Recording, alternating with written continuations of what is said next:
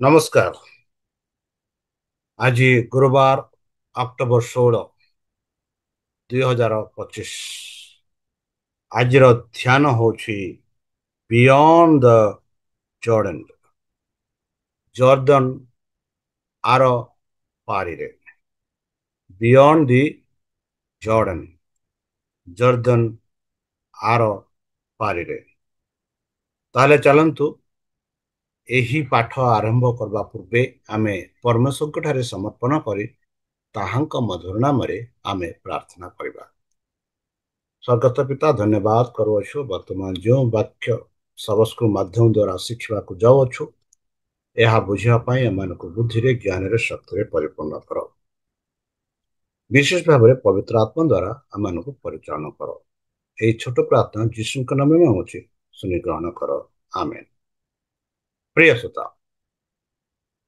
ଆଜିର ଆଲୋଚନା ହେଉଛି ବିୟଣ୍ଡ ଦ ଜର୍ଡନ, ମାନେ ଜର୍ଦ୍ଦନ ଆର ପାରିରେ। ସେ ସମୁଦ୍ରକୁ ସୂକ୍ଷ୍ମ କରିଲେ, ଭୂମିରେ ପରିଣତ କଲେ। ସେମାନେ ପାଦରେ ନଦୀ ପାର ହୋଇଗଲେ। ସେଠାରେ ଆମେ ତାଙ୍କଠାରୁ ଆନନ୍ଦ କରିବା ବୋଲି ଏହିପରି ଗୀତ ଲେଖକ 66 ସେ ଲେଖନ୍ତି। ବନ୍ଧୁ, ଲୋହିତ ସାଗର ଏବଂ ଜର୍ଦ୍ଦନ ନଦୀ ପାରେ ହେବା ଉଭୟ ବାଇବଲ ଇତିହାସରେ ଏକ ନୂତନ ଯୁଗର ଚିହ୍ନ ଏବଂ ଉଭୟର ସାଙ୍କେତିକ ଗୁରୁତ୍ୱ ବହନ କରେ। ପୁରୁଣା ନିୟମରେ ପୂର୍ବରୁ ଏପରି ପାଠ୍ୟ ଅଛି ଯାହା ଦୁଇଟି ପାର ହେବା ଘଟଣା ଗୁଡ଼ିକୁ ସଂଯୋଗ କରେ ଏବଂ ଏକ ଅର୍ଥକୁ ଚିହ୍ନିତ କରେ, ଯାହା ମୂଳ ସେଟିଂ କରୁଛି, ଯାହା ଗୀତ ସଂହିତା 66ରେ ଆମେ ଦେଖୁଛୁ। 66 ଆଉ 66 ପର୍ବ ଯଦି ପଢିବେ ଆମେ ଏହି ସବୁ ଆମେ ଦେଖୁଛୁ। ଗୀତ ସଂହିତା ଲେଖକ ତାଙ୍କ ଜୀବନରେ ପରମେଶ୍ୱରଙ୍କ ମୁକ୍ତି କାର୍ଯ୍ୟର ପାଳନ କରିଥିଲେ, ଯାହା ଆମେ ଲୋହିତ ସାଗର ଏବଂ ଜର୍ଦ୍ଦନ ନଦୀ ପାରେ ହେବା ଐତିହାସିକ ଉଦାହରଣ ଗୁଡ଼ିକ ଆମେ ଏଠି ଦେଖୁଅଛୁ।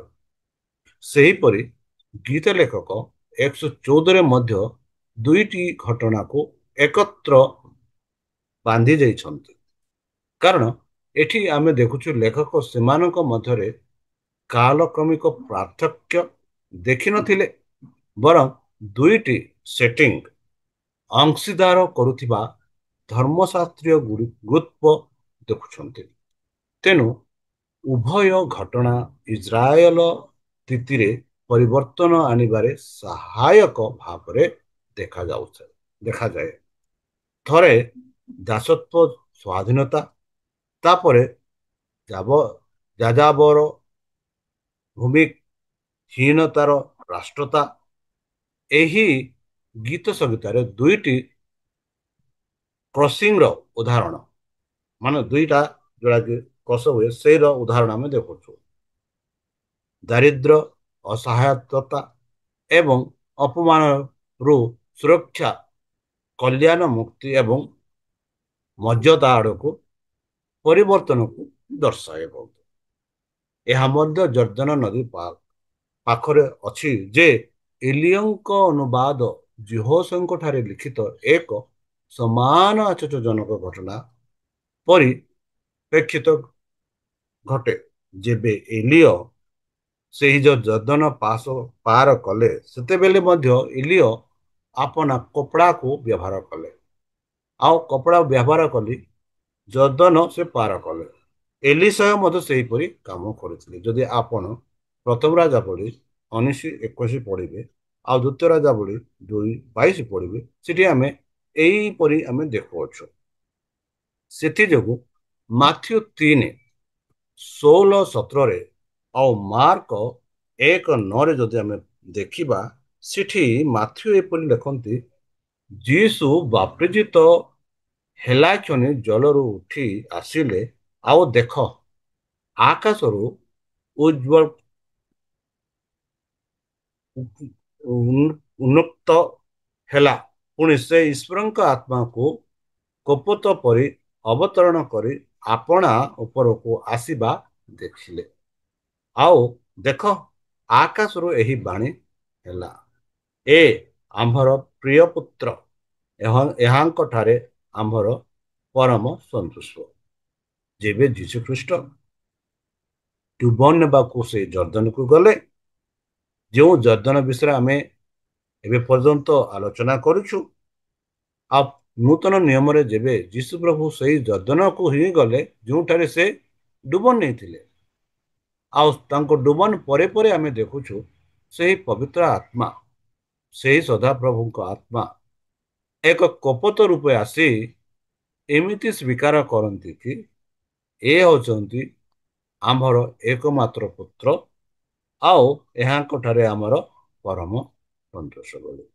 ସେହିପରି ଲୁକ 1:9 ମଧ୍ୟ ଆମେ ଦେଖୁଛୁ, ସେହି ସମୟରେ ଯୀଶୁ ଗାଲିଲର ନାଜରିରୁ ଆସି ଜର୍ଦ୍ଦନ ନଦୀରେ ଯୋହନଙ୍କ ଦ୍ୱାରା ବାପ୍ତିଜିତ ହେବାକୁ ଆସିଲେ। ଦେଖନ୍ତୁ ବନ୍ଧୁ, ଆମେ ଦେଖୁଛୁ ଏଇ ଯୋଉ ଜର୍ଦ୍ଦନ ନଦୀ କେତେ ଗୁରୁତ୍ୱପୂର୍ଣ୍ଣ ରହିଅଛି।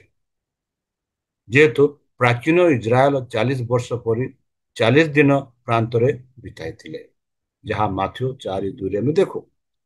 ଏବଂ ତାଙ୍କ ବ୍ୟକ୍ତିଗତ ଜୀବନରୁ ତାଙ୍କ ସାର୍ବଜନିକ ସେବାକୁ ଏକ ପରିବର୍ତ୍ତନ ଭାବରେ ଯେ ଜର୍ଦ୍ଦନର ବାପିବାକୁ ଦିଅନ୍ତି, ଯେ କି ସେଇ ଯୋଉ ଯୀଶୁ ପ୍ରଭୁଙ୍କ ବିଷୟରେ କହନ୍ତି।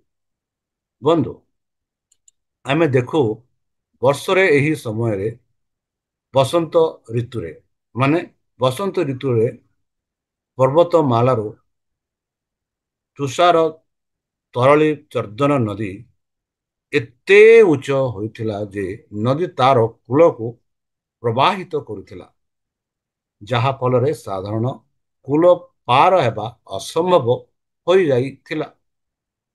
ପରମେଶ୍ୱର ଚାହୁଁଥିଲେ ଯେ ଜର୍ଦ୍ଦନ ପାର ହୋଇ ଇସ୍ରାଏଲର ପଥ ଚମତ୍କାର ହେବା ଉଚିତ। ବନ୍ଧୁ, ନିର୍ଦ୍ଦିଷ୍ଟ ସମୟରେ ଆଗକୁ ଗତି ଆରମ୍ଭ ହୋଇଥିଲା। ସିନ୍ଧୁକ ଯାଜକମାନଙ୍କ କାନ୍ଧରେ ବହି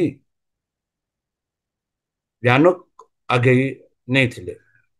ସମସ୍ତ ବ୍ୟକ୍ତି ଗଭୀର ଆଗ୍ରହରେ ସହିତ ଦେଖୁଥିଲେ। ଯେତେବେଳେ ଯାଜକମାନେ ଜର୍ଦ୍ଦନ ନଦୀ କୂଳ ଦେଇ ଆଗକୁ ବଢିଥିଲେ, ସେମାନେ ଦେଖିଲେ ଯେ ପବିତ୍ର ସିନ୍ଧୁକ ଯଦି ସହିତ ସେମାନେ କ୍ରୋଧିତ ଉଚ୍ଚଳିତ ଉଛୁଳି ପଡୁଥିବା ନଦୀ ଆଡକୁ ସ୍ଥିର ଭାବରେ ଆଗକୁ ବଢି ଚାଲିଥିଲେ, ଯେପର୍ଯ୍ୟନ୍ତ ବାହକମାନଙ୍କ ପାଦ ପାଣିରେ ବୁଡି ନଥିଲା। ତାପରେ ହଠାତ୍ ଉପର ଜୁଆର ପଛକୁ ଫେରିଗଲା। ଯେତେବେଳେ ତଳେ ସ୍ରୋତ ପ୍ରବାହିତ ହଉଥିଲା ଏବଂ ନଦୀ ପତନ ଖୋଲା ହୋଇଗଲା, ସେତେବେଳେ ଲୋକମାନେ ସମସ୍ତେ ପାର ହେଲେ ବୋଲି ଆମେ ଦେଖୁଛୁ। ବନ୍ଧୁ, ସିନ୍ଧୁକଟି ପଶ୍ଚିମ କୂଳକୁ ବୋହିଗଲା।